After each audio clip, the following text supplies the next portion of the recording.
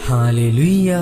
स्वागत है आप सबका मेरी भविष्यवाणियों की पुस्तक में। तो आइए हम आज के पवित्र वचन को पढ़ेंगे जो कि परमेश्वर की दासी पास्टर सोनिया यूसुफ नरूला जी के द्वारा लिखा गया है।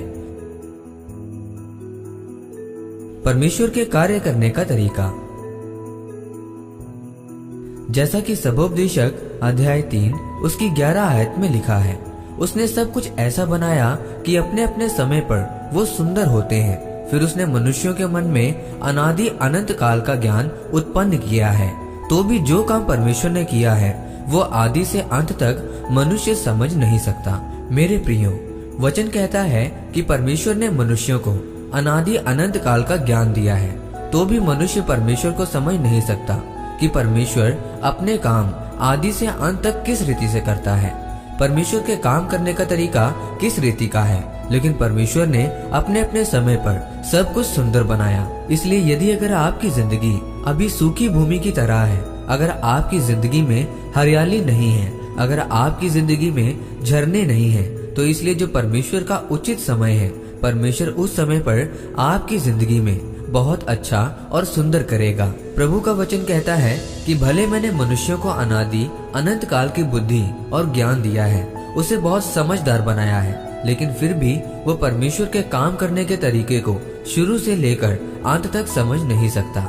मेरे प्रियो, इसलिए अगर मनुष्य परमेश्वर के कार्य करने के तरीके को समझ नहीं सकता, तो मनुष्य को जरूरी है कि वो प्रभु में बने रहे, अपने समय का इंतजार करे कि प्रभु हमें छुए, प्रभु हमें बहुतायत के साथ आशीषित करे, हमारी परख में से बाहर निकाले और हम खरे निकले। परमेश्वर का प्रकाश हमारे चेहरों पर चमके और हम एक बड़ी गवाही के साथ खड़े हो सके। इसीलिए आपको परमेश्वर में अड़े और खड़े रहना है। बाइबल में यशाया 30 उसकी 2 आयत में लिखा है कि वो मुझसे बिना पूछे मिस्र को जाते हैं कि फिरौन की रक्षा में रहें और मिस्र की छाया में शरण लें। परमेश्वर कहता है कि इजरायलियों पर जैसे ही मुसीबत आई और दुश्मनों ने अटैक किया तो वो सहायता के लिए मिस्र को भागे। उन्हें लगा कि मिस्र के सैनिक ज्यादा शक्तिशाली हैं, उनके पास ज्यादा हथियार हैं, वो हमें बचा लेगा और हमारी सहायता करेगा।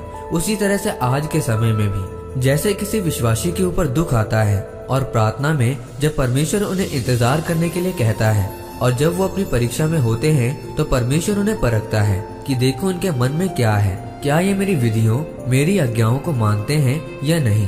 उस समय बहुत सारे लोग अन्य उपाय की ओर जाते हैं, गूगल पर देखते हैं, मोटिवेशनल स्पीकर को सुनते हैं। इसीलिए परमेश्वर का वचन कहता है कि प्रभु को छोड़ अन्य की उपासना करना या अन्य उपाय करना, उनकी ओर भागना या सहायता मांगना एक निकम्मा और व्यर्थ काम है। मेरे प्रियो, इसीलिए क्यों ना हम परमेश्वर के शरण स्थान में बैठे रहें कि परमेश्वर अपने समय पर अपना आप हम पर जाहिर करे और हमें छुड़ाए।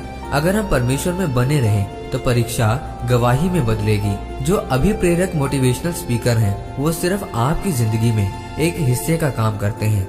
आपके फाइनेंस के बारे में बता सकते हैं, आपको उदासी से बाहर निकालने के लिए वो अच्छी अच्छी वीडियो भेज सकते हैं, लेकिन परमेश्वर ने जो अपने जन को खड़ा किया है, परमेश्वर उनके द्वारा काम करता है, वो अभिप्रेरक के द्वारा नहीं। क्या एक मोटिवेशनल स्पीकर एक बांझ औरत को 7 बेटों के आनंद करने वाली माता बना सकता है? नहीं। इसीलिए परमेश्वर ही है जो बल देता है, ताकत देता है, चंगा करता है और आपके जीवन के हर एक हिस्से में काम करता है। आमीन। आइए इस प्रार्थना को आप मेरे साथ एक मन होकर करें। सर्वशक्तिमान परमेश्वर, इस वचन के लिए मैं आपका धन्यवाद करता हूँ और प्रार्थना करता हूँ कि मैं आपके वचनों पर चल सकूं और आपकी सहायता पर निर्भर रहूं। आप मुझ पर अनुग्रह करें, प्रभु यीशु मसीह के नाम में। आमीन। परमेश्वर आप सबको आज के वचन के ऊपर मनन करने के द्वारा आशीषित करें। आमीन।